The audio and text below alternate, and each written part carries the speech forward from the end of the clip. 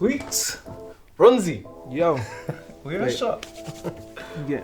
Okay, shit. Alright, cool. You know what? I always keep meaning to this camera, when you flip the screen, there's a setting so it switches vertically. But yeah, I can see that. I forgot to do that. I can see it on this one. So on that one, I'm upside down. So is that if I want to frame myself for a vertical shot, Yeah. you can? That is sick. Yeah, it's perfect. Is it Lumix that have done that? All Lumix, yeah. That is so smart. That's the new one, the S5 Mark II. Yeah, I can't wait for everyone else to do that now. I need that. Do you know what? I did a shoot in like 2019 and we just had to put sellotape on the side. Like clear it's so tape. annoying. Some special clear tape with like masking tape so it didn't ruin the monitor so that we could still see the wide shot in case we need to use it. See? Yeah, they solved it. Problem heavy. solved. I like that, man. Welcome. Yes. And you guys, welcome back to another episode of the Vertical Creative Podcast. We have a guest here who is another great friend of mine, Marcus Bronzy. Yeah, man. But for the purpose of our audience, could you tell everyone who you are and what you do? I'm Marcus Bronzy and I'm a presenter of sorts. So I've done stuff on TV, radio, and of course online now as well. So yeah, that's what I do. Yeah, stream as well. Yeah, everywhere. Listen, any way that there is available for me to present, I'm gonna start doing it. But how did you get started? You've been around for a long time. I have been around for a long time. Thanks for just saying it how it is.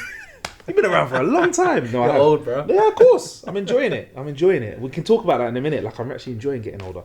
But so how did I get into it? My initial love was always like music. So I've loved music. I'm a very musical person, and I think, long story short, I was a DJ. So I started off actually using vinyl. Like, shout out to you if you use vinyl. If you know what it is. If you don't know what it is, get on Google. And my love for DJing kind of slowly transitioned into a love for media itself. And over the years, I've gone from someone who's just done pirate radio to national radio or even local radio. And then I feel like as I've got into the journey of presenting, I've found out that I have a love for tech and gadgets as well, kind of like yourself. Yeah. And mutual friend of ours, Gadgets Boy, Tommy.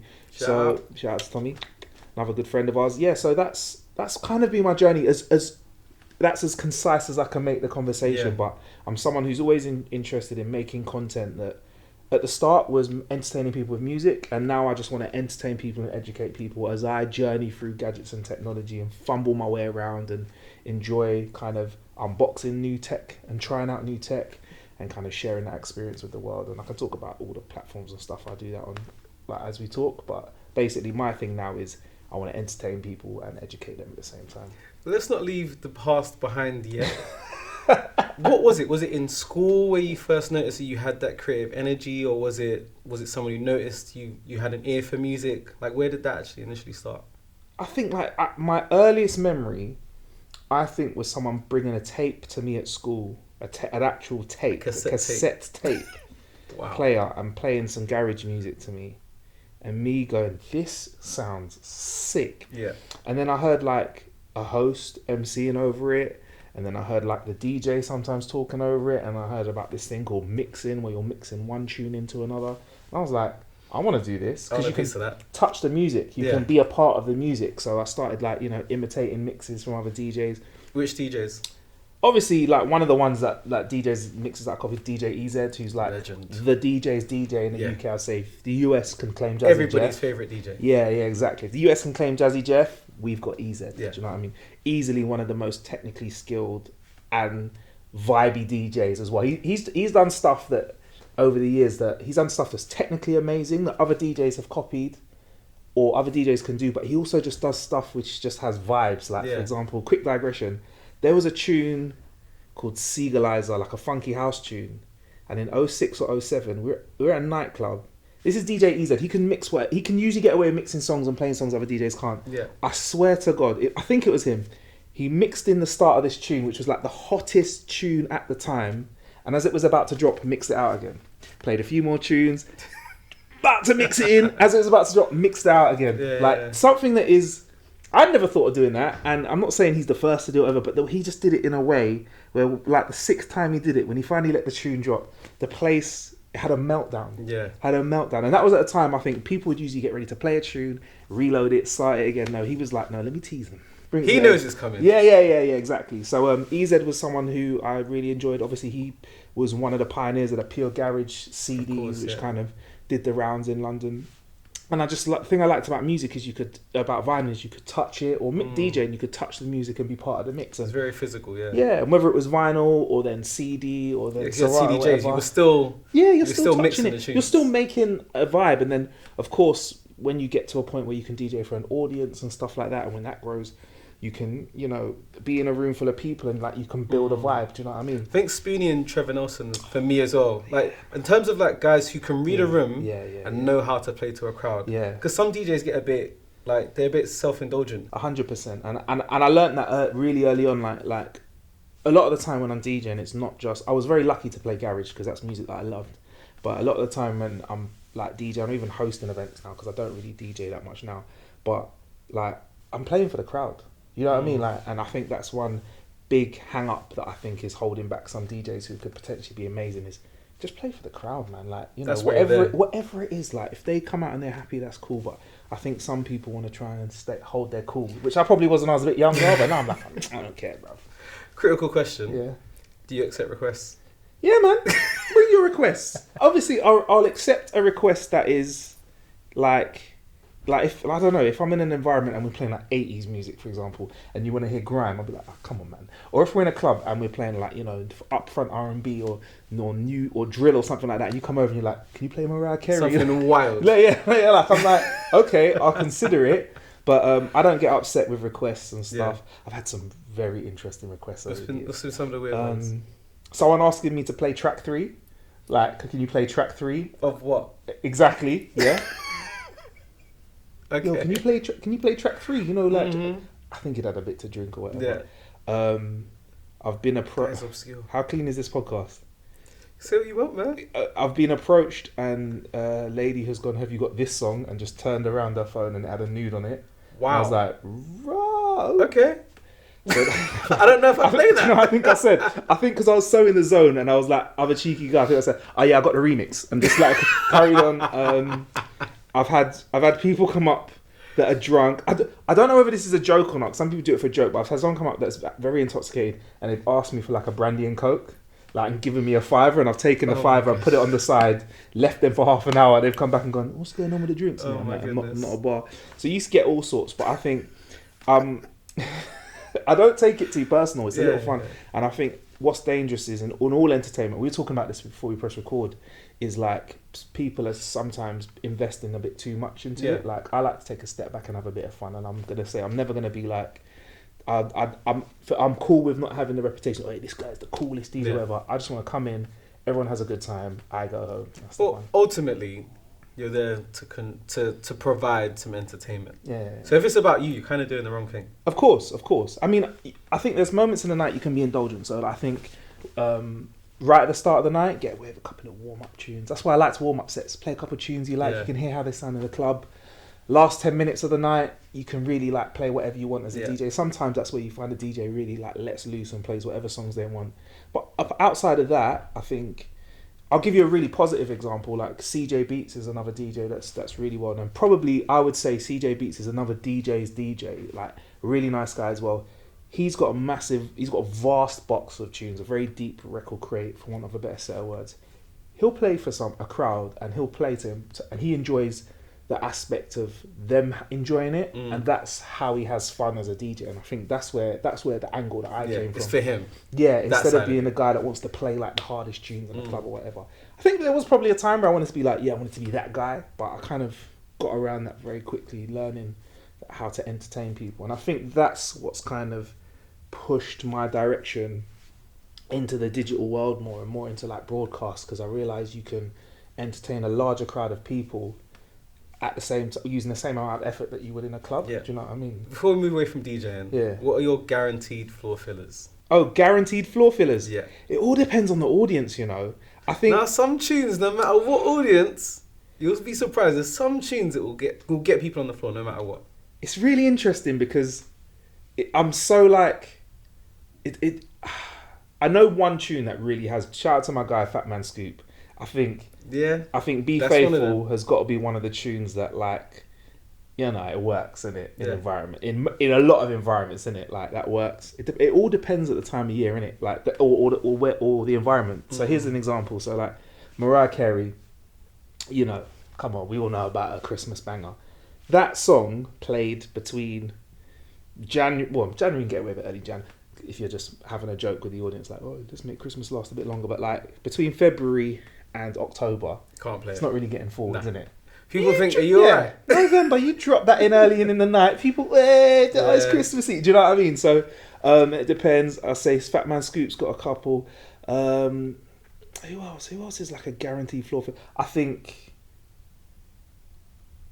you know, the old Yeezy, All Falls Down. That has always got a nice response. And for some reason, in the northwest of the UK, Mario, Let Me Love You.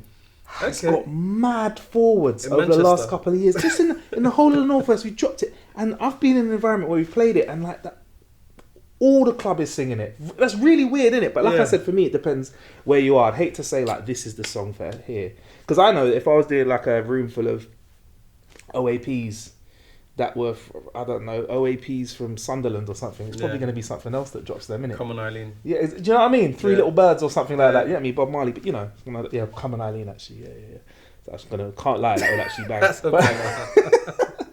But yeah, for me, it's I try not to think like that. I try to think like what in the environment, and the DJs that I work with now, because I don't DJ as much. They're very much people that are like, we'll just go and play whatever works for that audience. Yeah. So you know, I've done a festival in a town where Darude's on next. It's played like, so you got to, you know, what feeds into that.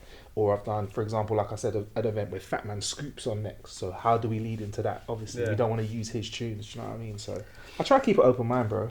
I also think audiences in this day and age, now you've got streaming platforms. Yeah. Everyone has a million songs in their pocket. 100%. So audiences are a lot more. Their tastes are a lot broader. Yeah. Now it seems like 100%. I think I love it. Like, again, I know a lot of people that are like, it's not like the good old days, but I love it. So a big positive is, like you said, everyone has the tunes in their pockets, including the DJs. So I think the people that can have the most impact now are the ones that bring personality to the table. Like, I would say to have the hottest tunes now for the club or for whatever, it's the easiest thing to have. But and your audience has it as well. So your audience knows that really any tune they ask for, you should really be able to access. So yeah, man, I love that. Like I love that because I think people used to be gatekeepers to music. I remember like being in a club playing a tune, like hiding the label from someone else. Don't let them know. They didn't know what the tune was. Yes, drawing all over the label. But now everyone can enjoy it, and yeah, man, I'm happy with that. I think the value of music has decreased though. Like, you know, again, for artists especially, 100%. I mean, for a record, for a white label record, so that's a record that the artist takes, presses, sells to a record shop for probably a fiver, probably cost him £3-4 to make. Like, that's unheard of now. Like, you know, a Spotify subscription is a lot closer to the cost of what sometimes an £8 record. I spent £8 or £9 on a record is way closer to that, and for that you can get all the songs in the world pretty much. You know what I mean? So it's very, very interesting. But I'm happy that there's a lower bar of entry for music. I think with a couple of mics and a decent booth, you can make amazing music that, if it's good enough, can like spread all over the world. Yeah. You don't need a record label. Nah, 100%. If you make a good enough tune and TikTok picks it up, you're flying. Do you know what I mean? People have knowledge of it. But I do think that the next level of gatekeeper is probably like your Spotify's and your Apple Musics and stuff. And I think if there's a platform that comes out that really has straight from the artist, directs to listeners' ears, that's accessible and cheap, and has as good a UI as Spotify, and pays the artist a bit better, curtains for those apps, man. Yeah, for real. It's... So what was your transition from music? I know you still work in the music world, but what was your transition into broadcast? Because you're putting yourself out there a little bit more. What was that like? Yeah, man. I remember when I was at uni, I tried to take a break from DJing. Didn't really work. I ended up DJing in a club like within 6 months. At uni? Yeah, within 6 months. I was back in the club DJing. Great. It's great money for a student. And I remember listening to early morning radio. I remember listening to a lot of radio, actually. I was a big fan of One Extra from its launch. I did listen to it during its launch. And when I worked in a DJ equipment shop, shout out to West End DJ. still there. I've got a few bits in here from them actually. Shout out to the guys. Shout out to Uncle Chris and all of the guys at the shop. So yeah, when I worked there, we serviced a lot of the DJs' equipment, not only in the West End of London, but also a lot of the DJs that were on that station. So it was nice listening to like Rampage, and then them coming into the shop, for example, to get their like CDJ serviced, or I don't know, buy a new stylus or something like that. So that was always cool, and I kind of had this realization at some point between there and uni where if I wanted to entertain more people at the same time, it was great being in the club doing like 500 people, 1,000 people sometimes. But if I wanted to do more, then I think it would be great to try and do radio, because radio, you could talk, could play a new tune even as well. Yeah, and introduce people to stuff. Yeah, and it could hit thousands of people at the same time. So I really liked the sound of that. And I remember I was doing after uni, I had like this run of jobs that were just for money, innit? I was doing this IT job where I was literally driving all over the UK. When I was outside of London, I'd listen to like 1Extras and stuff like that. And when I was in London, I'd like slept on the pirate stations, the community Choice stations. FM. Yeah, Choice. Oh, shout out to Choice. And I remember listening to Bang Radio specifically, and I liked it. And I was like, flipping, I like this. It sounds good. It sounds grounded. It sounded really. And I knew that they were based in Northwest London from something the DJ said. Yeah, they're in Halston, right? Yeah, Halston. Yeah. I think that they're the Beat Radio now, but it was called Bang Radio 103.6 then. And I remember calling up. I think I called the wrong line. I think I called the studio line. I was like, "Are there any internships going?" I just don't know what came over me. Like straight up, I was like, "Internship," and they were like, "We'll get back to you" or something. I think I called the studio line, the wrong line. So then I remember being like, "Oh, all right." But then that is where I remember thinking I want to be on this station, and from there, that's where I kind of was reaching out to stations, reaching out to people, and trying to get into radio. And also throughout my DJ career, we can go to this in a bit more if you want, but I'd spent some time running clubs in Ayia Napa. So a lot of the DJs that we'd hire... I feel like maybe that's where we met, because it's been a mystery for 100%, me. Yeah, I think we definitely met over in Napa. I feel like it might have been there. Yeah, Napa, 100% Napa, 06, 07, 08, something like that. But we were hiring DJs like off 1Extra, so like with like Cameo, Target, Roll Deep, Boy Better Know, those kind of people. So like we knew industry people, so... when I was trying to get into radio, like I had an awareness of like the talent as well. So as I was trying to like kind of transition from Bang Radio, shout out to E Plus who was there, Ivor who was there, Jennifer of course as well. Big shout out to you at Bang. Like when I was over there and trying to like get experience at 1Extra and stuff, it kind of helped a bit knowing some of the people in the building. Not like they were helping out per se, but it was good to be like, you're at Target, you're at whatever, blah blah blah. As I was walking around, but. I think, for me it was listening to radio and realising that I could talk to more people, but without having to move as much, being in one place. And I think that's what my joy for radio was, and that's why I kind of started moving in that direction.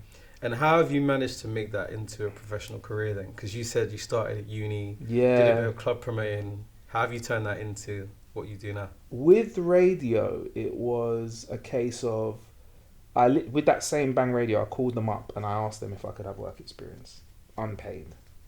To which, of course, they were fine with. And I know not everyone can do that, but I was juggling like DJing gigs all over the UK, and so I could afford to give myself a few days a week there. So I literally started off, come in, what can I do? How can I help? Yeah, so I started off doing imaging. So that's like you're listening to.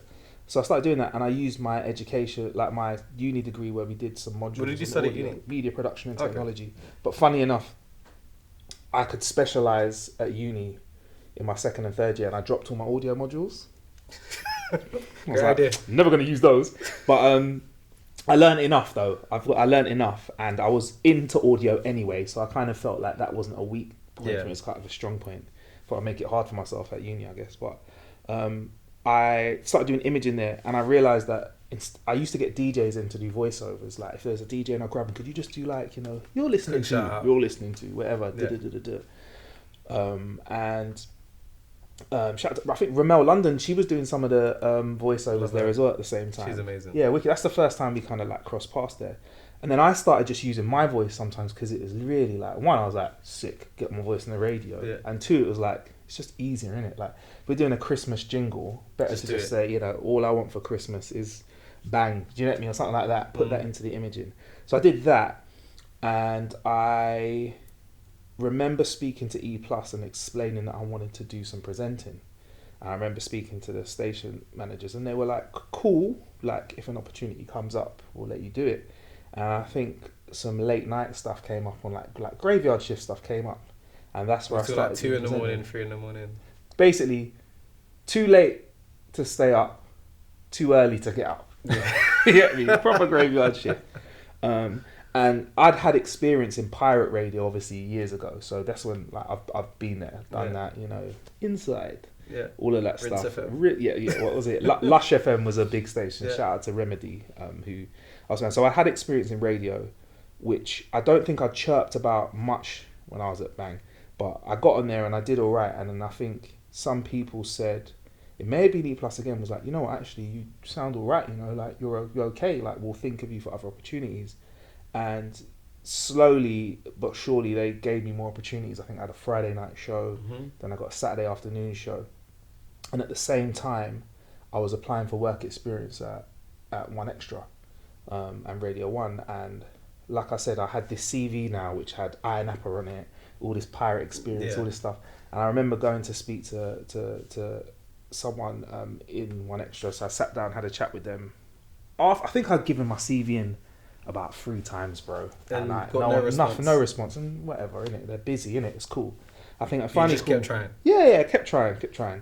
And they called me in, and I had a chat, and I think now, looking back, I'm like, you're looking at me, and you're looking at CV. Oh, you know, all these DJs in the building, yeah? All right. I'm not saying they said that, but that's what I felt like. You're like, who's this Jack lad? All right, Marcus Bronzy, yeah? And I think he'll remain nameless, one of the DJs was like walked past as I was chatting, was like, oh shit, what's going on, Marcus? You cool, yeah?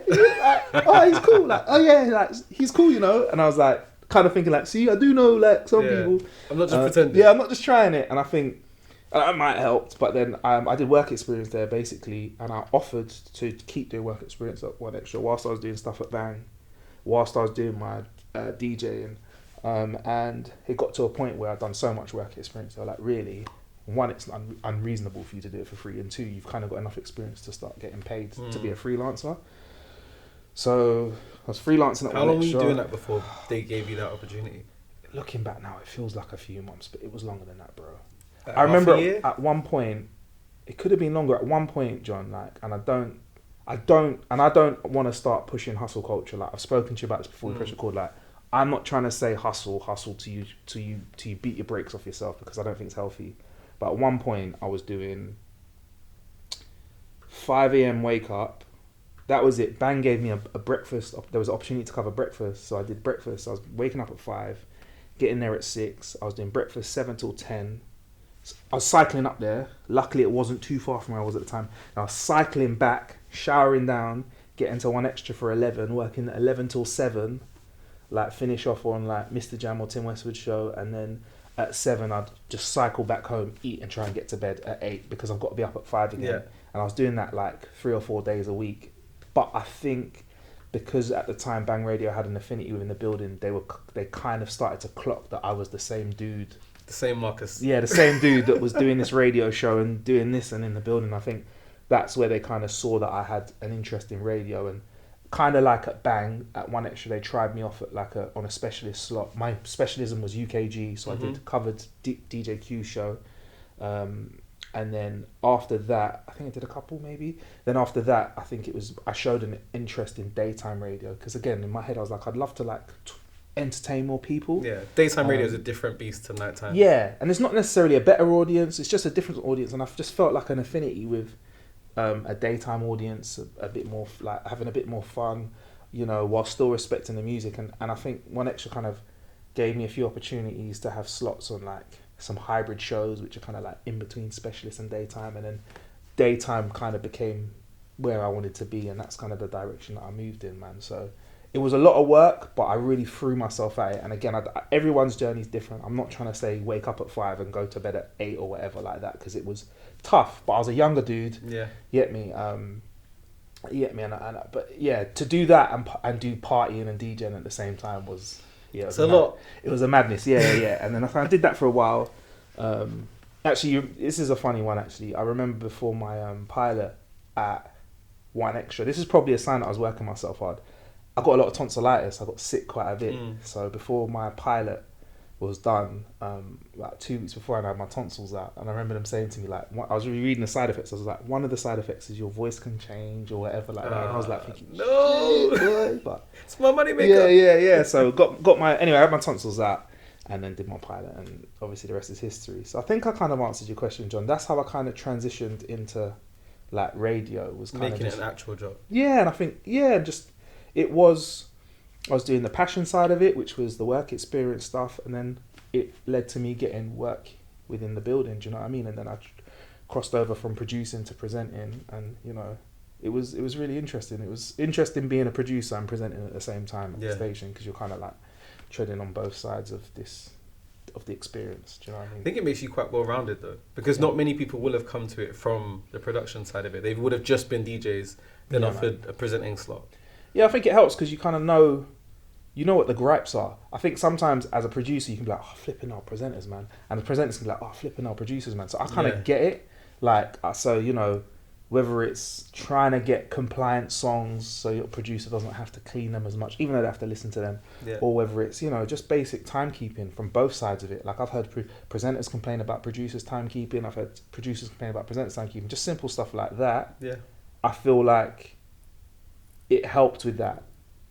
Help with me not being a dick without realising it. Sometimes people don't care. Sometimes people are like, man, I'm 10 minutes late. What? It's not a big deal, but you might need those 10 minutes, innit? Do you know what I mean? And I think I've only been late for radio once. How did they deal with it? What happened? Shout out to my guy Crispin. Bruv, I don't know what happened. It was an anomaly. You know how I told you I was doing the club stuff? I had no club stuff. Nothing. Went to bed at like 8 p.m. the night before. Had radio at like 10. There was no reason for me to be late. But I woke up at like 9:15 or 9:20, and I was like, I'm on air in 40 minutes. That sinking feeling, bro. It wasn't even a pro. I forgot to say it, so I had to quickly rinse down. Didn't get to have a shower. Them sink baths. Sink baths, bro. Quick sink. You know, quick brush of the teeth. All done. Ran down to the studio, and I remember because I pushed the mics up, and I did my first link. It didn't sound right. I took the mic down. The mic was facing the wrong way for my first link, but. It goes to show me, innit? You need to be prepped. Do you know what I mean? But yeah, I mean, listen, it happens to everyone. But yeah, just little things like timekeeping is important for live broadcast. What other important lessons did you learn from? Because that was quite an education in broadcast. What you did to get to that point. I learned loads, man. Because there's just surrounded by people that were industry professionals. This is what I like about the BBC, is that you've got industry professionals where their sole job is to entertain an audience, you know, without it being clouded by commercialism at that point then. So you ain't got to worry about driving ads per se. So really it's about just making sure your audience is well catered for. Yeah. So nuances, like for one, like with radio, and I do this with when I do Twitch and stuff and lives and stuff now, is like talking to the audience like they're one person, like talking down the lens, like, hey, what's going on, you one person. People try to laugh at me because I talk about the listener still, or when I'm doing pods, or I talk about like, you know, the viewer, and people are like, oh, only one. I'm like, well, doesn't matter. Not every time am I watching a podcast sitting with my mates, or sometimes, or most times I'm by myself, so I'm talking to you, you know. I mean, it's only my mum that watches this. Yeah, what's going on? Listen, how you doing? Hope the DJing's going well and all that kind of stuff. That's why we're doing this episode literally for my mum. Is it? Oh, big up. Yeah, still she's DJing. She's started streaming as well. Streaming as well? Yeah, all right, cool. Started. Yeah, pop the link in, innit? I'll check that out. I know that'll be a wicked stream to watch. But lessons. Yeah, lessons. That was it. Yeah, so and don't be a dick, man. Just be cool. Like you, bruv. You're one of the nicest people that I know, and it's a pleasure introducing you to people. It's a pleasure when I see people meet you, because I know that you're a really, really nice guy. I don't feel nervous. There's certain people I see meeting people that I know, and I'm like, oh my god, don't say anything inappropriate. Don't mess up for me, bro. Don't mess this up for me, please, bro. Like, just don't be wild. Cool. Yeah, be cool. You're super cool. Like last night we were in an event, and I literally saw you. I gave you a big hug, and the person I was about to introduce, Mel, introduce you to, was like, wow, that was a strong hug. You guys went, and I was like, listen. It's love. Yeah, it's all love. This guy's lovely, introduced you. And I think there's another person, you met Hannah yesterday, And like, you know, I literally said like anyone that's cool with John, like any friend of John's a friend of mine, like, and I mean that sincerely. So I feel like be a nice person. There are people in the industry that do really well and aren't very nice people. Just like in the world, there's people that aren't very nice that do well. There's no justice. But I think just be nice. It really, really helps, and it helps to just. It's a tough environment, entertainment. So if everyone's nice, it just helps to make the day better. You know what I mean? And then when you do have a come in or a misstep or things don't go so well, you know you've got people around you that will help you or understand. Do you know what I mean? Like if you were really late for something, and you're a prick, and if you're really late and you're a prick, I'm just like this guy. But if you're late and it's, for example, I beg you don't be mad late for no reason. But if it's if you got it now. If you're late, I would be like, that's absolutely like. I'd be like, there's something. Are you okay? Is John alright? Yeah. Do you know what I mean? You're not trying to mug it. Yeah, exactly. And also, I think one thing I've learned in entertainment is you're never ever really ready to do something. So I would say, like, there's a lot of opportunities where people have been like, can you do this? Like, can you work with an earpiece? I'm like, yes, 100%. Because you kind of just have to do it. Like, or, you know, can you like, at no point was I ready to do it. So when I first did pirate radio, I wasn't ready. I wasn't my final form. My first link on commercial community radio, I wasn't ready. My first link on national radio, I wasn't ready. My first link on commercial radio, I wasn't ready. Like, if I listen back to those, I'll probably be like, eesh, that needs a change. I mean, when I started this, I wasn't ready. Bruv, you trying to tell me your first ever picture that you took was banging? Exactly. Even my last one. Whenever I do a shoot, the first 20 to 50 shots are trash. And they're not the pictures that I'm going to use because I'm still playing with the lighting. I'm still seeing how it looks. Yeah.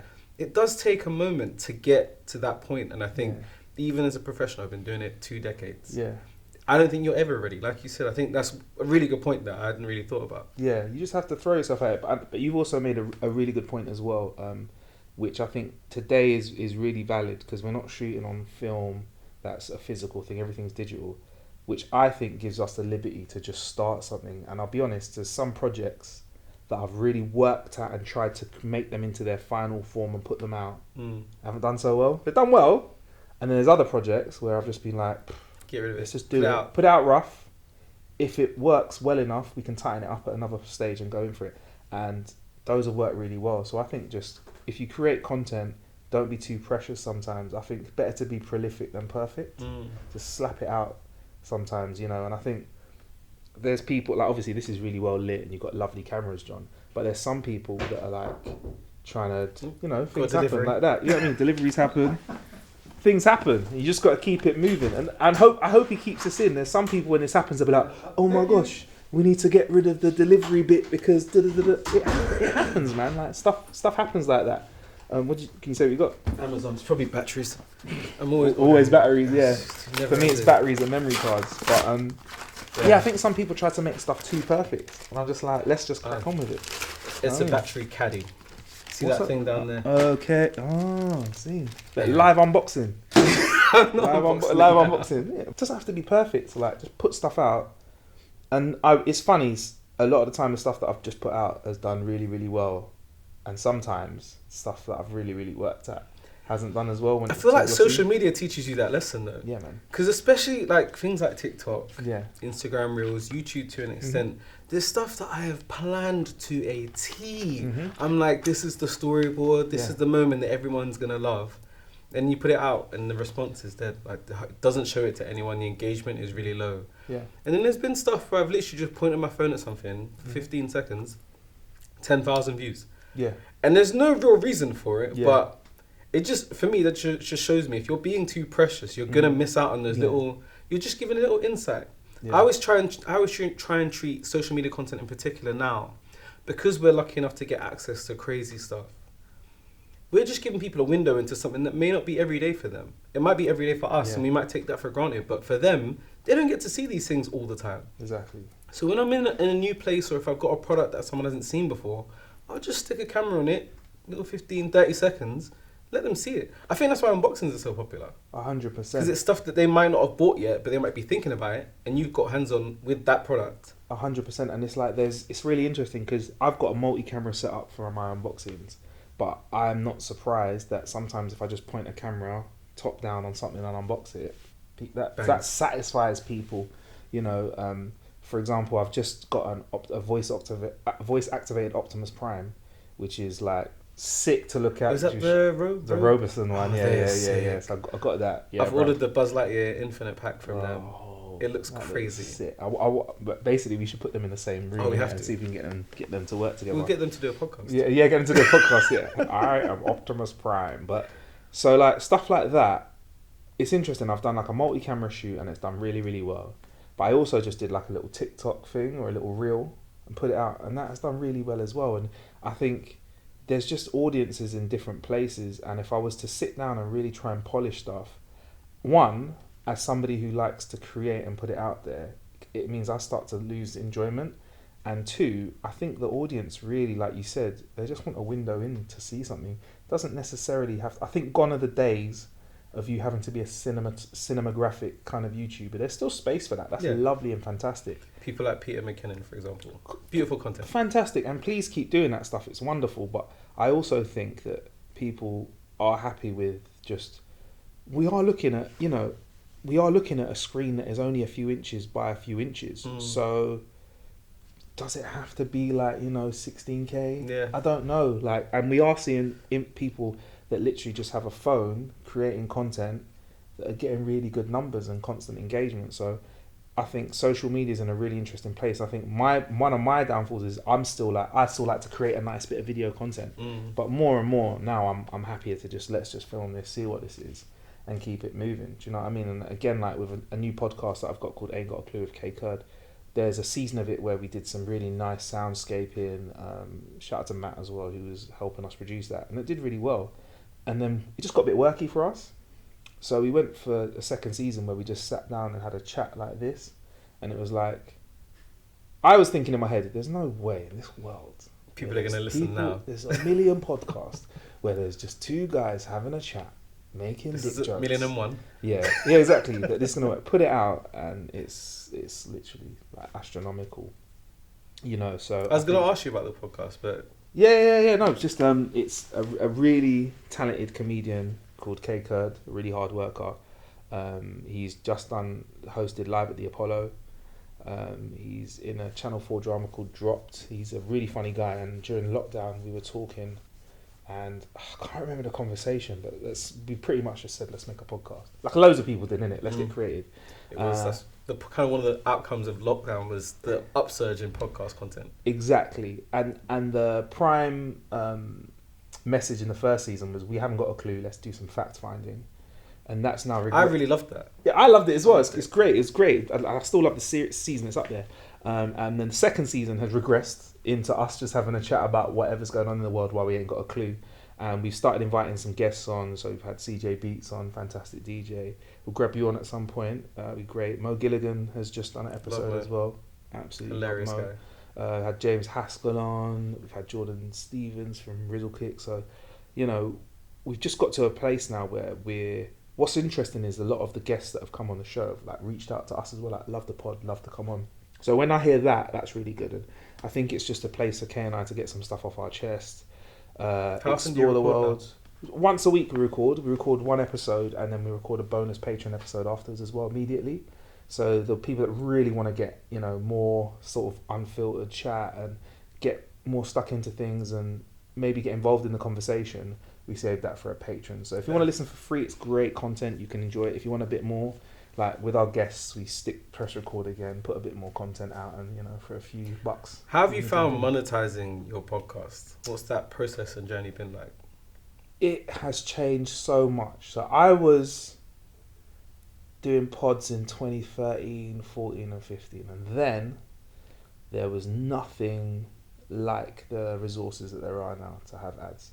So then it was back when I was old school, bro. We just had to hit up some brands, create a deck or hire a graphic designer to get you a deck, because I've got Photoshop skills, but I ain't got design skills. So we'd have to do that, and then have conversations. Now we have distributors that are out there. People like Acast, who you just basically, if you have enough listeners, you'll get a check. Kind of like YouTube. We have YouTube monetization, which is now really well developed as well.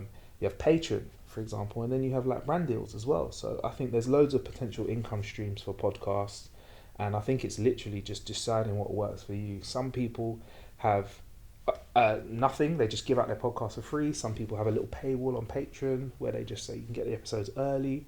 Like us, we do early episodes, no ads, whatever. It's just basically you get the content and nothing else. And some people, want to sell MeUndies, underpants, or ball shavers for men. I don't know. There's this massive influx of advertising for like shaving your ball. Shave, like manscaping and all that kind of stuff. So and I've done all of those over the years, and they've all got their benefits and drawbacks. But I just think you do what works for you. I think coming from a tech environment, and I've also got another platform, How to Kill an Hour, with the podcast that was, we put out loads of content. Over lockdown, we were a tech podcast where tech brands and gaming brands wanted to promote their content but couldn't do it physically. And they understood by the time lockdown came around what a podcast was. I think the hardest thing at the start was trying to explain just what education. A podcast is, because I was just, people say all this stuff I'm like, it's easy, it's radio on a phone. But the difference is, if you're listening to the radio and the phone rings, you have to listen to the radio or make a phone call. With a podcast, it pauses itself. Same with live streaming. People are like, I have to explain live streaming. I'm just like, it's TV on the internet. Yeah. That's all it is. It's a live stream. It's a live stream. That's all it is. It's like, or I say to people, like, remember CBBC, like the Broom Cupboard or whatever, or CBC Studios? It's like that in a small environment, same as, and that's it. And then people kind of get it now. But, monetization, there's loads of ways of doing it. I won't recommend one over the other, but I say it's each to their own, really. It's nice to get a long brand deal in. That's nice, because it kind of gives you a bit of comfort. What's the process for that kind of, achieving that kind of thing? They can hit you up. They can hit up your distributor. If you have an agent, they can hit you up, or you can reach out to them. Once you feel like you have a good following.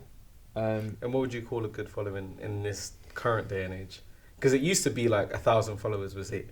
I think still you could. I think if you have a small, it doesn't. Small is the wrong word. If you have 1,000 followers, which I think is a lot of people, isn't it? That's a lot of people. 1,000 people. If you to put them in a room with me, that's a lot of people in a room. Yeah, I think whatever your following is, you can leverage it. Because if you have, let's half that number, 500 people, and they listened to your podcast that you put out once a week.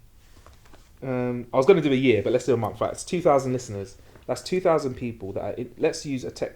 Let's say we've got a tech, but in a month, because it's nice to use monthly metrics. Let's say you've got 2,000 listeners. You can say, look, I've got 2,000 people that are interested in, I don't know, let's find a product, batteries. Yeah, 2,000 people that are interested in batteries that listen to our pod, and they're interested in us talking about batteries every single month. Take that number and go to a brand and say, this is what we have. And there's nothing wrong with saying, look, if you've got any paid opportunities, what budget have you got for us, and start the conversation from there. It's less about the number, personally to me, and more about the value that you can give to a brand. What would be more valuable to me is like a battery company, 1 million people who may like batteries, or 2,000 or 500 people that flipping love batteries. That's their thing. And that's their thing. Even if I have to spend less, or even if I have less budget because it's a smaller audience, that's a much more valuable audience. So I might be willing to spend a bit more for that. I'm more likely to get sales from that. Do you know what I mean? So, for example, I did some brand work with O2. Like, I created a new strand for them called New Phone Who This, which we did a few episodes of. Yeah, it's really, really good. Yeah. And I think the reason they kept working with me, and the reason that, we could do more projects that got bigger and broader, is because there was value within that. Like, my value was, ultimately more phones are going to get sold, innit? Like, that's why you're doing the content, innit? Yeah. And if they can see that value and you can prove that value, that's great. It's not necessarily how big you are. I did not have the biggest budget for advertising or that strand of content. I wasn't doing like a TV spot. I was doing an online spot with this new style of video called vertical. Then it was wicked in 2019. Trying to explain that to a brand. Video? Yeah, trying to explain that to a brand. Like, look, what we're going to do is we're going to take the camera and turn it on its side. But like, it was cool though. It's like the industry's moved so quickly since then. But yeah, so like, to go back to what I was saying, it's more about value over the amount. So however many followers you have, use that. If you have 5 people listening to your podcast, is a brand going to have value? Maybe not. So maybe a bit higher, but I'd say find yourself a key number and pitch yourself. And if you can pitch yourself, be ready for no's, man. More no's than yeses every single time. Always. Don't like expect half the people that you talk to win. Like to be like, yeah, man, okay, cool. And once in a while, why didn't you get in touch sooner? Exactly. Yeah, hey, we've got a checkbook, we've got money ready to spend. And once in a while, once you do that, people will come back to you after a no. Like I've had ideas which I've pitched. They've said no money for it, no budget for that. You're way out. I've been like, all right, cool, hit me up. 2 months later, they've been like, right, that idea that you've had, we've got budget now, so let's do this. Do you know what I mean? So you started the conversation. Yeah, man, start the conversation and be clear. Like I'm clear with people. I do editorial stuff, which is just for fun, and I want to get paid for some stuff as well. And the reason I do that is because I want my audience to always know that everything isn't an ad. Because if everything's an ad, what I say has no value. If I say that battery case is good or bad, it has no value because I'm getting paid for it. However, when I do an ad, you know that I'm promoting something, and I will only do ads with things that I like or that I really use. Something that I would actually spend my money on. Yeah, exactly. And also it can't be trash. So if I spend my money, if it's something I spend money on, or I have a go on it, and I'm like, actually the brakes or like the battery case isn't. I'm just using that example. Isn't suitable, doesn't fit, it's loose, or the batteries that I use just aren't compatible or whatever. I just find it's more stressed than it needs to be. I don't want to talk about it. No. Like for example, with smart lighting, I did a lot of work with Phillips Hue, and because I really like their stuff. My whole home is Phillips Hue. Bruv, I use their stuff all the time. People are like, I actually bought some of their stuff for my mum for Christmas a couple of years back. Bruv, and people are like, oh, hashtag, I know, bruv, I really love their stuff. And the reason I like it is because you can take it with you. It's fully integratable, so you could put light strips in here and get them up and going really quick. But when you leave, you can take them with you. So for those that are worried about installation and stuff, we don't have to install them. You just pop the light bulb in, places. Good to go. But yeah, so that's how I feel. Like whatever size you have, say you got a following of 500 or 500 listeners or followers, they're specifically for that niche, and that's really, really important. Do you know what I mean? Like, yeah. One of the things I was going to ask you actually about the whole partnerships thing. Obviously, how do you reach out personally? What's the actual process of getting in touch with you? What do you say? You said like demonstrate your value. How do you demonstrate your value? As you do stuff over the years, you have key achievements. I like to think of it as like a CV. There's stuff that you do. So for example, let's use the platform How to Kill an Hour tech platform. You know, we've had great guests on. That's something you could talk about. We've worked with other great brands before. I'm careful, innit? Don't tell like Coca-Cola you've done work with Pepsi, innit? Like that stuff like that. But you know, I've worked with, you know, the biggest tech brands, all the household tech brands like Apple and Google and stuff like that. If you've done one project with someone like that, make sure you talk about that. Make sure you say, like, if you're talking to a camera brand, say, listen, I've worked with Google, man. Like, that's serious. That's a good thing to do. I still personally believe, because I'm old school, if you can find a number and pick up a phone and not make it weird. Anytime someone calls me, anyone calls me, they've made it weird. I don't like. Really? I don't like answering yeah. So I'm old. I'm so old school. This is what makes me know I'm older now. Cause I love going like, hey, how's it going? Hi, I'm Marcus. Or we write, you know, or writing a really nice email. That it's a really hard thing to have a balance between concise and not. I think at this moment in time when we're talking, I'm a big fan of TLDR. So that too long, didn't read. This email is basically saying, this is who I am, I'd like to work with you, blah, blah, blah, blah. If you want to read more, there's more below. Give them the choice, right? And tell them, if there's copy and pasty bits in your email, be real. So I'm like, this bit I've written, blah, blah, blah, blah, blah. Here's a blurb about the show. Yeah. Do you get me? Because I think to write a fresh email for everyone is... Bruv, I'm dyslexic, so after 20 minutes, you're just going to have like 4 F's in thank you, and thank you has no F's in it. Yeah. So, so I'm like, hey, I'm Marcus, like, lovely to meet you, this is what I do. I would love to initiate the conversation of working with you at some point. Great to talk to you. You might hear something back, you may not. Like I said, you'll definitely get way more no's than yeses. Or just no reply at all. No reply at all, bro. These brands are inundated. Bounce back, this email doesn't exist. Yeah. What? This is on your site. You know, and people won't see the value sometimes, but I think you've got to shout about everything you've done. So if you've been a podcast that's running for 6 months, that's the thing to shout about. If you're a podcast that has a certain listenership, that's it, great. Also, I think now, in terms of putting graphics and stuff out there, or decks, it's easier than ever. I remember before I had to get a graphic designer, I had to write everything down, and they'd make it. If I wanted to change, I had to send it to them, blah, blah, blah. Now Canva, bruv, I do decks on Canva. Yeah. I'm telling everyone about it. I do decks on Canva. Do a deck on Canva and share it. And also, yeah, I mean that's it. I'm like, look, here's my deck. Let me know if you want any more information. Yeah. Do you know what I mean? Just make it easy. And also just, I'd say, you know, if you have a website or if you have a Twitter page or if you have a podcast page, even share that as well to show that you're the real deal. Share a link to a show and stuff like that as well.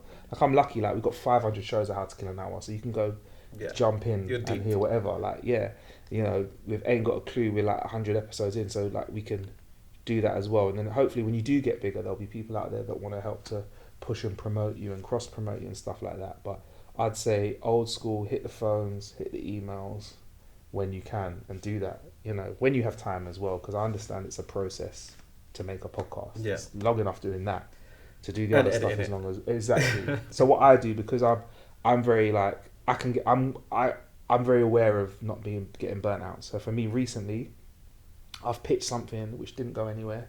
I can't say what it is, but it was a really exciting opportunity to shoot somewhere in another country, and I figured another brand would work really well with it. And it was just like the final piece, a little bit frustrating, and I hit them up. What I did is I wrote a draft email for myself the day before.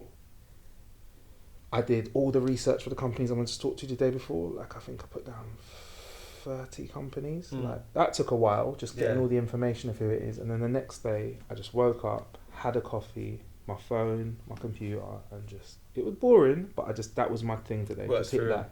Work for them, and it was a grind, and it's what you do. But then from that, I have heard nothing. But maybe in the future I will. You know what I mean? It's not.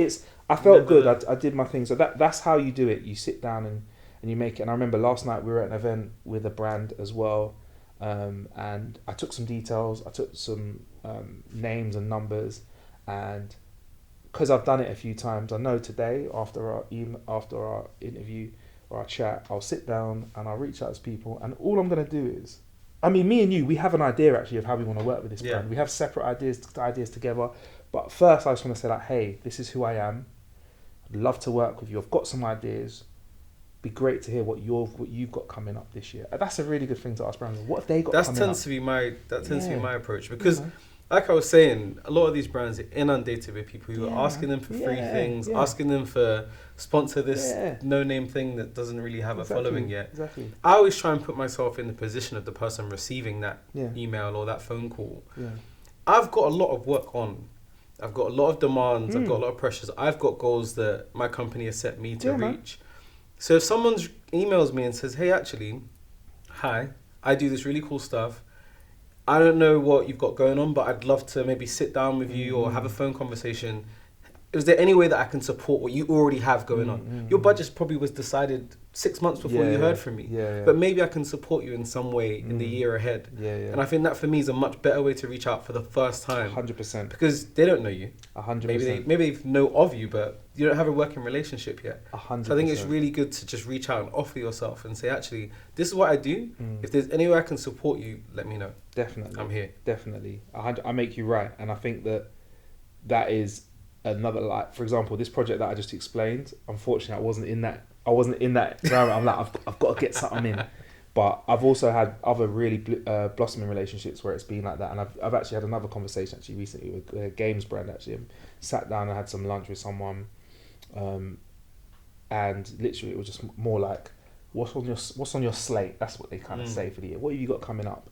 And then you can express interest in what works for you, really. So yeah, that's a really, really good point, John. I really, really like that, and that's something that I do that as well. That's more of a nice kind of way to kind of create relationships and continue. Do you know what I mean? Like it's extending a hand rather than a handout. Exactly. It's like a slightly different. Exactly. That's a really nice way of putting it. And when you and it is easy to forget that those people that got a lot on, like marketing people, they got a lot on, and like you said, they got targets to hit. And again, like to go back to what you said about size. If they already have budget decided for the year, but you come along and you said, look, this is my small size, have you got a little bit of budget for it?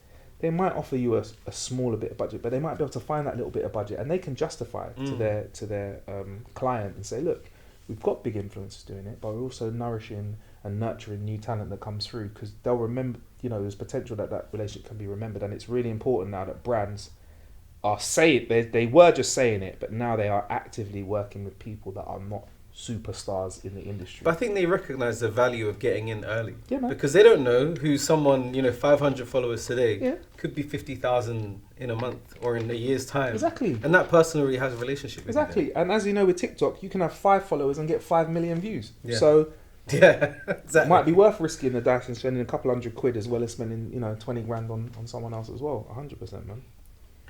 There's 2 really important questions I have for you based on your approach to things in general. Mm. The first one is, how do you come up with creative ideas? Because you seem to be really good at coming up with succinct, like how to kill an hour, genius. Ain't got a clue, genius. Like you've got really good at coming up with a nice, neat, creative idea. What's your process for A that? lot of bad ideas first. Got a lot of bad ideas. Got a lot of horror. A lot of trash. There's a list, right? And I've found it and I've saved it, but I think my mind keeps trying to tell me where it is, of names for podcasts before we got to How to Kill an Hour. And it is the most disgusting read ever. It's horrible. For real? It's horrible. But I think Do you remember one of the worst for it? Yeah. Mind sprinkles. What? Mind sprinkles. I don't know, bruv. I was just, like, there's no wrong answers, and I'm writing. There's no wrong answers. That's the wrong answer. But you can see in the list though. You can see like mind sprinkles. It's horrible, isn't it? Then there's like something else. To Kill an Hour, Killing Time. So it was there. How to kill, and then you see How to Kill an Hour. But I think that's just a catchy name. That's one thing, innit? And to be fair, sometimes I feel like it doesn't matter what the name is. Sometimes we have... If the content's good enough. I look at artist names. I'm not even going to pick out any because it sounds unfair. But think of your favourite artist or your top 5 artists. Odds are they've got some wacky ass names in there. Do you know what I mean? But everyone likes them for their... Or like for Slim their Shady content. to Eminem. Yeah, even 50 Cent. That's mad. Imagine a man called 50 pence over here. Yeah, 50p. Like, 50p. But if 50p's tunes were banging, I don't care what it's called. Yeah, but DJ, have you got any 50p? In the club. Track 3. You've got track, You got track 3. You've got track 3 from 50p. So yeah, like that's just names. But for content as well, I am a absolute horror for writing down fresh ideas. Like my ideas section of my phone, I've got various places where I get it out of my head. So I've got basically on my notes app, I've just got where I put in loads of ideas. So it's like, I don't know, podcast about this. Marcus and John could do this. I write that down just to get it out of my head because it's not safe to keep them in. Yeah, just random stuff, and then I'll pick through them, and if something is valid, I'll do it. But another thing as well when I talk to brands, and I think this goes back to your point of not asking like to take, but asking to offer to work with them, is I've learned now that, and it's taken me time, is to not be too precious about ideas, to be malleable to an extent. Know where you want to have direction. Like for example, when I shot with O2 Telefonica, I wanted that vertical video because I knew how powerful vertical video it's going to be. But within that idea, I'm malleable to change as well. And I think if you go to a brand and you're also, like you said, what have you got coming up? How can I help? And they're like, well, we've got this coming up, for example. We've got a product launch coming up. You can be like, oh, well, I might have an idea about this. And it could just be a line. That is a more important conversation starter, I think, than saying, well, I've got this idea and we'll use these people and you're imposing yourself. And it's a bit too much. Whereas if you throw it to them, they let it mingle in their head. They hit you back. How about this? You go, yeah, cool. How about this? And then you're having a conversation about something. So collaborative. Exactly. Literally, collaborative, and that's what makes a much better project. Everybody's happy, and I've learned not to be too precious with ideas that I have with regards to that. Never be too precious with your ideas. I think some people confuse their ideas for themselves. Yeah, man. And when you think your idea is you, if someone rejects it, you take that personally. Yeah, bro. I think you can do that. Do it, man. Just make the change. Let them make the change, and who knows? More times, when someone makes a suggestion, you try it out, it actually ends up in a better product anyway. So yeah, that's my creative process, is literally just write it down, and then I'll suggest it to somebody who's a peer if I think it needs a peer review, or sometimes I'll just sit and work on it myself, like, oh, maybe it can work like this, maybe it can work like that. But I think you've got to get the crap ideas out of the way. Like if something's not working, just let it sit there, mess around with it a bit, and then you never know, like you might be sitting there on a couch watching Netflix, and then all of a sudden the right piece of the puzzle comes. Just comes to you. And then that normally happens to me in the shower. Is it? Yeah. For me, it's clear right. mind. For me, it's right before I go to sleep. So I'm like, That's annoying. I'm so comfortable. And I'm like, and I wake a bit awake. Yeah. Or sometimes in the mornings, like I'm an early riser through force, not through nature. Like I'll try and get an early night, get up early, and then if I can get up early, like before everyone else is doing stuff, it just gives me a bit of space before the day starts. Do you know what I mean? But like with ideas, I'd say have plenty of bad ideas, and then you'll get to a good one. But the difference is, I think everyone can have world-changing ideas, but it's implementing them is that's the difference. Is getting it done is different. Like I don't want to draw out any, rich celebrities in the tech world that are making big waves on social media, but a lot of their ideas get a lot of funding and gas, and they never come to fruition, or they come to fruition in a really poor light. And I think with technology, people get away with it a lot because it isn't life-saving tech. We've obviously seen stuff like Theranos and stuff like that. Yeah. That's when people gas the thing and kind of fumble. Now, I don't mean to pick on that person in particular, but that's when you kind of have a great idea. Like, it's a fucking great idea. Yeah. If it was possible. It's a great idea. Bro, it's a fantastic idea. Yeah. But you couldn't make it a reality, and that results in failure. Now, in that case, people got sick, died, misdiagnosed, whatever, which is very bad. But as a small business or as a creative, you have to make sure you've actually got a way of completing this idea, whether you need a budget, whether you need a visualization, whether you need a production team, whether you need a script writer, whatever. Like, you need to be able to get it done, and that's the difference. And I think in this industry, I'm going to call it entertainment, if being called social media, one of the most important things is to be able to complete a project. Like a completed project that's not done so well, not even, like one that's like an 8 out of 10 is a way better result than a uncompleted project. That's a 10. That's no one will see it. No one will see it, or it never makes the light of day, and then you get frustrations from yourself or frustrations from your client. So yeah, man, like with ideas, for me, what's important is, can I see this being done? And it's not necessarily me, it's like, have I got the resources around me, which I do to have it done, but think my way through what access I need at what time. So, if it's an idea like, right, 4 streamers doing this, who are the 4 streamers in my head? Do you know what I mean? Like, who am I going to do it? And if I can't get them, who else am I going to get? Stay a bit of a step ahead there with ideas. And that's helped to save me many a time when things don't go to plan, which they never do. You need to kind of just make sure you have to be flexible. In place. Yeah, man, 100%. Always flexible. Now, you run your own studio. Yeah. What was your process of finding a studio space, finding the space that fit you? I know you've done it up a couple of different times. Yeah, talk me through, how have you made your space what it is, and back to the beginning of actually trying to find a space. I was quite serendipitous. So I had a studio space that I rented, and the building got knocked down. What did you do? I had to grab my stuff before it got knocked down. But it's literally by the hour, which was I think it was really good because you're paying by the hour, got what you need. Fair. Proper, like, it was a lovely set of people, and they let us use like a little old music room that we recorded podcasts in. This is for how to get an hour. Then I rented another studio, which was not a purpose-built studio, but we were just starting to get tech, which meant you could record audio in rooms that weren't studios. So that was a bit of a challenge audio-wise, but that sounded good. Then I hired out a shared space in an office. So I had an office desk, and then there was a meeting room which was soundproofed. So I used that. And then I was like, I partnered up with one of my partners, Paul, at the moment, and we were just saying, I said, flipping out, I just need this.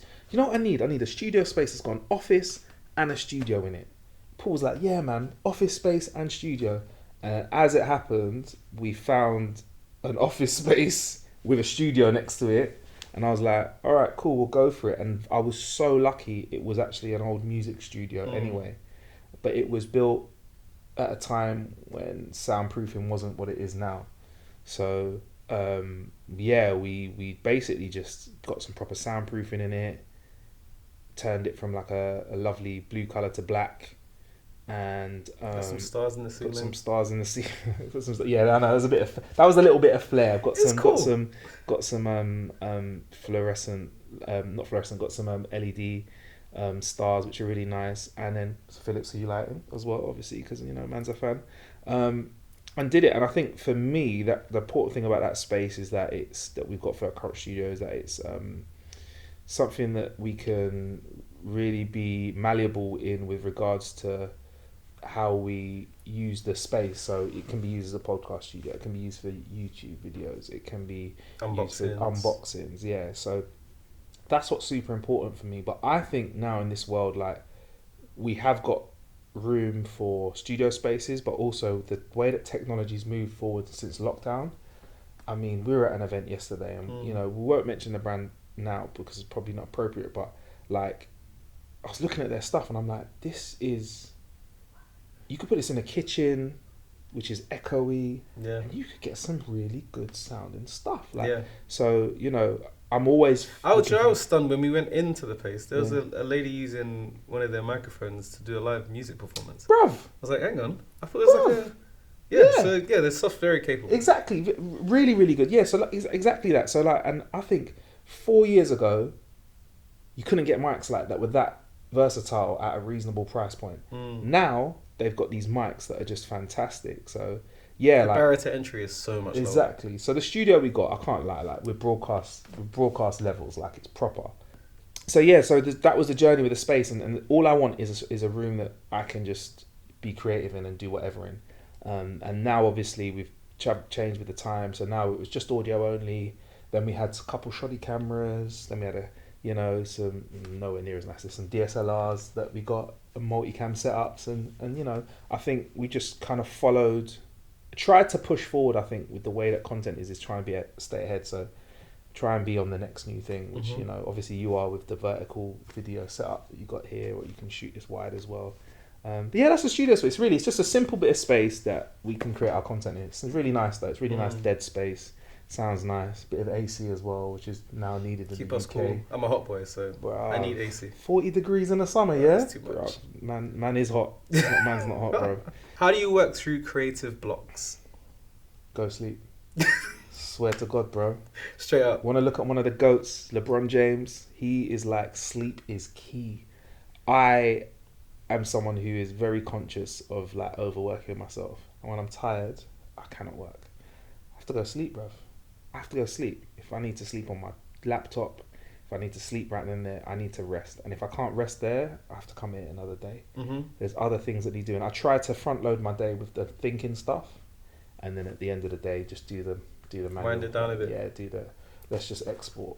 Let's just upload. Let's think about what we're going to captions are going to be tomorrow. Yeah, let's get it up there, 100%. So for me, it's, yeah, man, that's definitely how I work through my block. Or I just write stuff down when I get it out of my head, and then sometimes you just have to step away from it. I think Mind Sprinkles was definitely when I stepped away from that piece of paper. Bro, that's such a bad name. It's horrible, isn't it?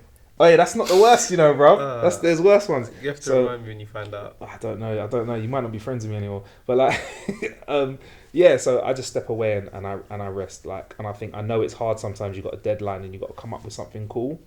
But you have to afford yourself time to step away. Like if something isn't working, you got to come away from it, man. And then it will come to you. Fresh eyes is so key. I mean, there's loads of science that says, if you rest, your mind is so much more productive. And also, like, it's hard because if you're like me, you want to think about something until it's done. You hate leaving something undone. But you just got to go away and do something else. Yeah. Do you know what I mean? Like, I with this whole How to Kill an Hour thing, I could have just heard someone like, oh man, I'm just going to go kill an hour. Because I've stepped away, I've heard that's, percolated in my mind and it's come out as an idea, or ain't got a clue. I don't know how Kay and I came up with it. I think we were just talking about ideas and we're like, wow, we ain't got a clue, Boom, yeah, podcast name done. So step away, I'd say, and sleep. Do you know, actually, don't know how I stumbled across this. Maybe it's because whenever people say phrases, I hear them quite literally. Yeah. And I used to remember when I was younger, the phrase, you have to sleep on a problem. Yeah. So when I can't remember when I started doing this, but I would, if I had a shoot to do and I had to come up with a creative concept, or I had a brief and I was like, how do I approach it? I would go to sleep and tell my brain, okay, tonight, you need to come up with the brief, or you need to come up with the concept. And I would sleep on it, literally dream the video. So I was working in my sleep, but sleeping. Yeah. I dream the video, come up and wake up in the morning. I'm like, I've got it. Done. I've not even had to waste a day or time on it. I've been able to go to sleep, have my rest, but my brain has solved the problem in my sleep. And it's like, for me, that's been a major hack. I don't know how it works, but it does work. Well, you know, when you're in REM sleep, your brain's moving stuff around. Like it's resetting itself, it's resting itself. So, you know, like I don't think I've had anything as profound as that, but I've definitely gone sleep with a problem or with an idea and woken up with like feeling a step closer to solving it. So 100%, like, I mean, the human brain is a wonderful thing, but you can't try and push it too hard, you know. So before we started recording, you were saying you slightly changed your approach now. You're very conscious of burnout. What has changed and why? I say no a lot more. I just had to say no, and I think this year I will be choosing a few projects to lean harder on and take away from and say no to a few others. I think before I wanted to do it all. Nothing wrong with that. But I'm just aware of this hustle culture which is really grown within social media circles, and the bubble that we're in is like, and this is no offense to people, but you know, people are talking about pulling these mad crunches all the time. And it's funny, we've spoken about sleep and the brain. People say, oh, the brain only operates at a certain percentage instead of 100%. I'm like, that's totally not. No, I think it's logical, John. It makes sense because you can't turn off like percentages of your brain. Is my point. No, yeah, 100%. But check this. This has no science background. But I'm like, this makes. So say I don't know what the number is, like 20 or 30, something like that. That makes sense because when I drive my car, I'm only driving it at 20% of what it can do. If I was rags in my car at 100% of capacity all the time, it's going to be at the shop so quick. And I think maybe our brains and bodies are like that. Yes, it's good to work out. Yes, it's good to push your mind at certain times. Exercise it. That's nice to rev your car on the motorway and, you know, do a little nice bit of legal speeded overtaking, or, you know, or take off from a stop is nice. But I think the fact that we don't, maybe our brain has capacity to work more, but I think there's a reason why it doesn't. Like with our bodies, like we know our heart can beat at 150 times a minute if we go for a run. If it does that all the time, heart attack. You get me? Where it was a resting heartbeat can be 40s, 50s, 60s. Do you know what I mean? So I think that's where we're at with our bodies, and I think using every hour of the day to work is good sometimes. I've done that some days. Like I told you, I've sat down, I've hit the phones, whatever. And then other days, I've woken up, put on the TV, maybe gone for a walk, chilled, and that's it. So there's got to be balance, and I think learning what you can do, and I think as you get older, our mind doesn't slow down, but our bodies do. And I'm by no way means an old decrepit man, but I'm very aware that I want to get into the swing of making sure that I have less to do and maybe work a little bit smarter instead of just working hard. Like I spoke to you earlier in this podcast about up at 5, home at 7 or 8, 3 or 4 days a week. Could I do that now? Boy, I could cycling. And the cycling too. I could probably do it.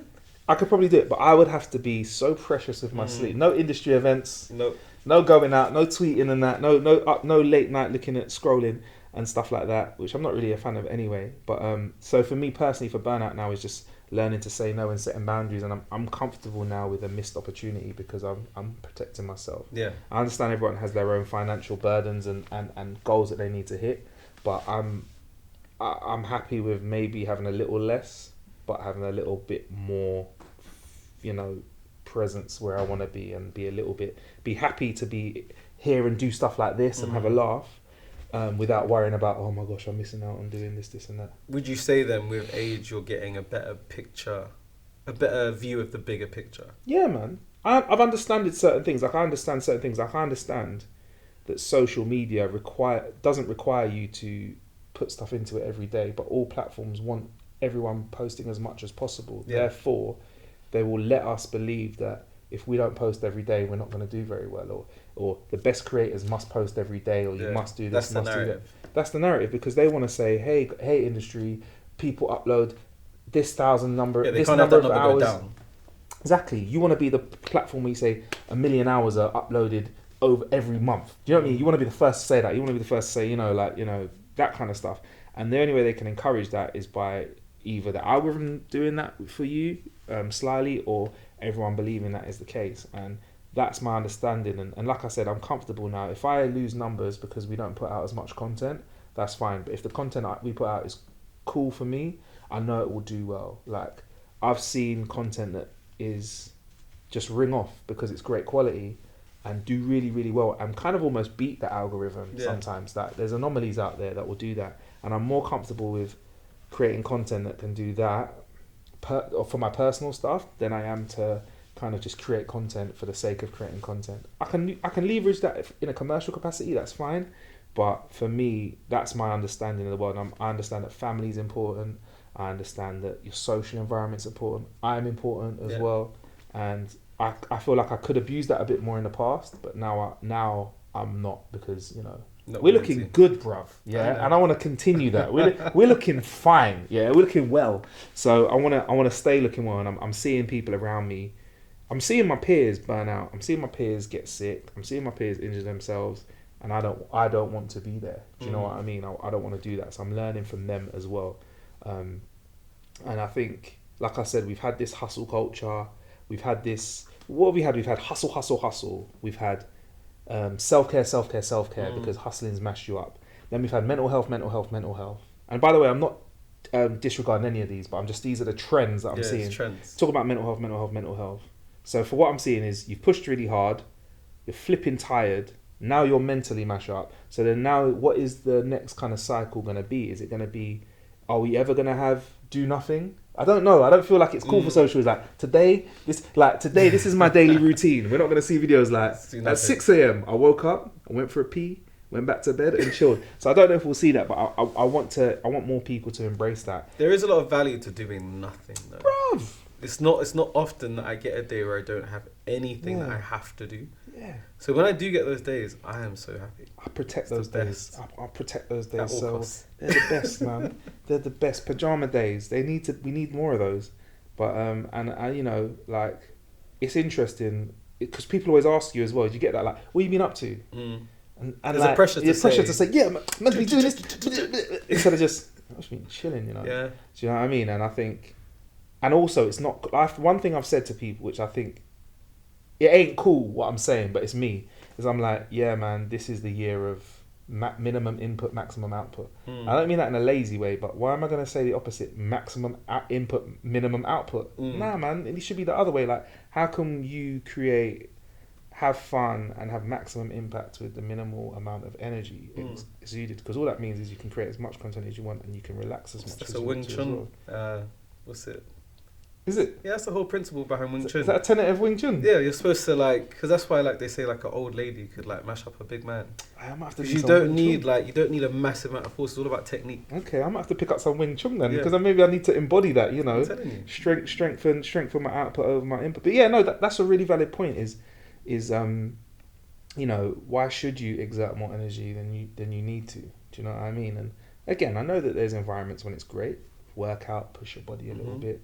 But, you know, not all the time. You can't, you know, like, there's people that are like, yo, even me, and this is, again, it's personal, like, yo, I go to the gym and I leave it all on the gym floor. Well, if you've left it all on the gym floor, how are you going to do your taxes? How are you going to do your paperwork at the end of the month, bro? Like, how are you going to do because if you've left it all on the gym floor, there's nothing left. You're not an athlete. Yeah. You're not an athlete. That's their job. I do wonder with people when they do that and you go all out in the gym, like, you're not an athlete. You're not, man. What are you doing? It's like, at least if you work security or you have a job where you need to be that physical person, then cool, I get it. But you can leave some for yourself too. Leave a little bit for yourself. Yeah. Whereas me, I'm like, I left a little bit on the gym floor, but the rest is coming home with me. But again, that's my personal thing. Do you know what I mean?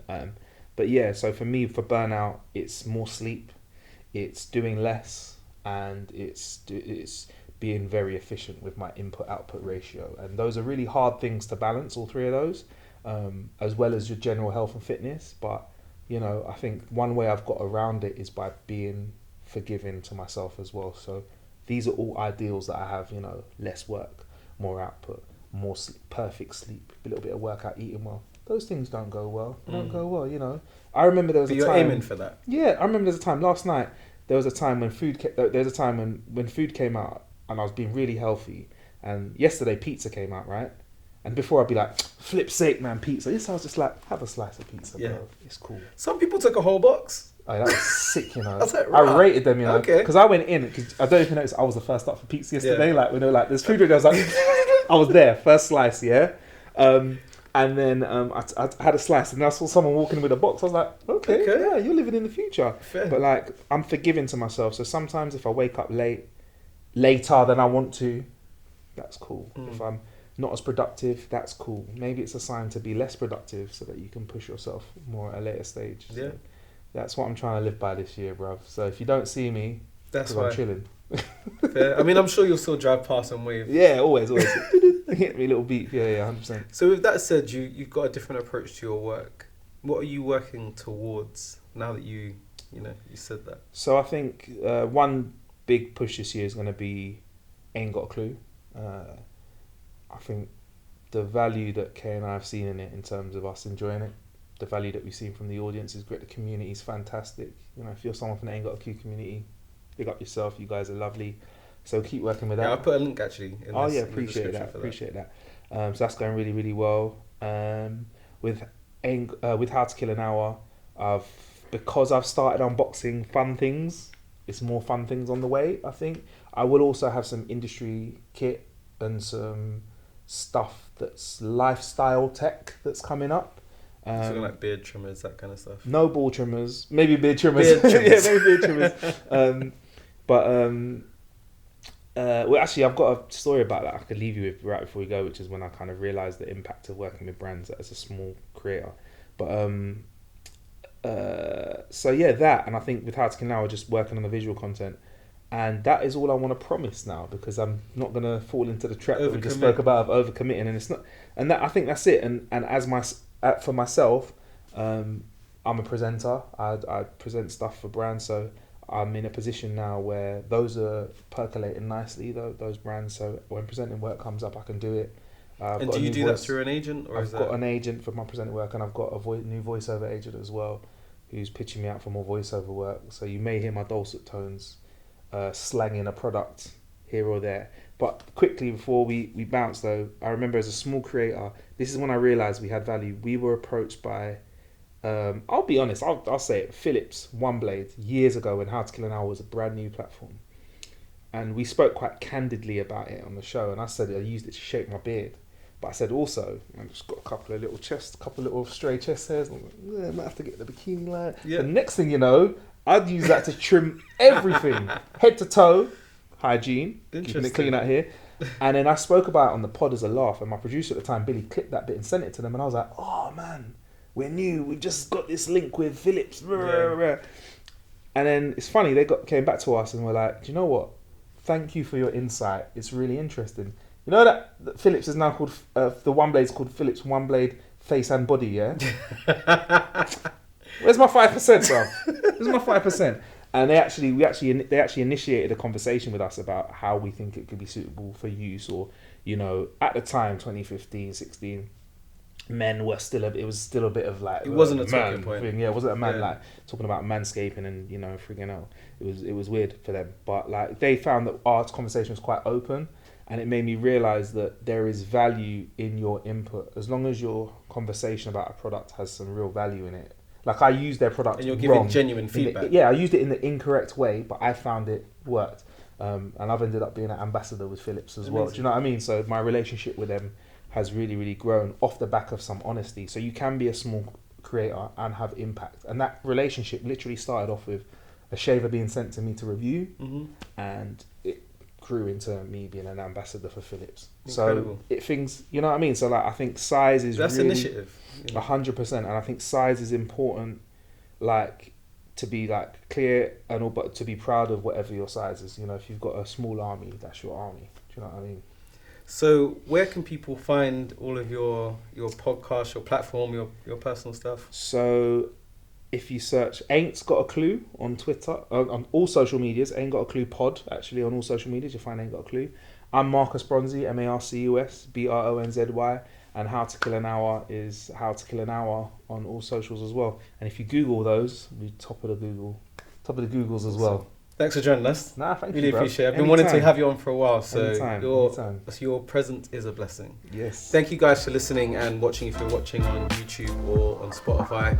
If you have any comments or questions, put them in the section below. I'll also put some links to some of the stuff that Marcus has mentioned so that you can easily access his amazing content. I'll give you a link tree. That's what I need to give you. Give me a link tree. Use link tree as well. I love link tree. But yeah, thank you so much for listening and watching, and I'll get to our And I'll catch you soon. We'll catch you in the next one. Thank you, guys. Peace.